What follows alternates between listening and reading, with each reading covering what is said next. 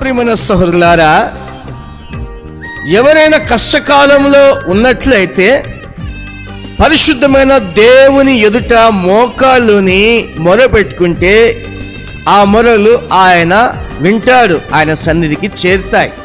అలక్ష్యం చేయడు, ఆయన అలక్ష్యం చేయడు. మనం ప్రార్థించాలి.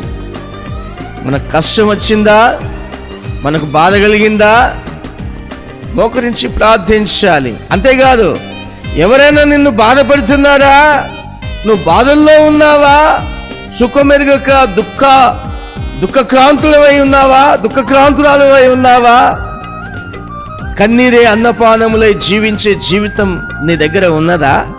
ఒకవేళ అలాంటి పరిస్థితుల్లో నువ్వు ఉంటే పరిశుద్ధమైన దేవుని దగ్గర మోకరించాలి. హృదయపూర్వకంగా చేసే ప్రార్థన దేవుడు ఆలకిస్తాడు.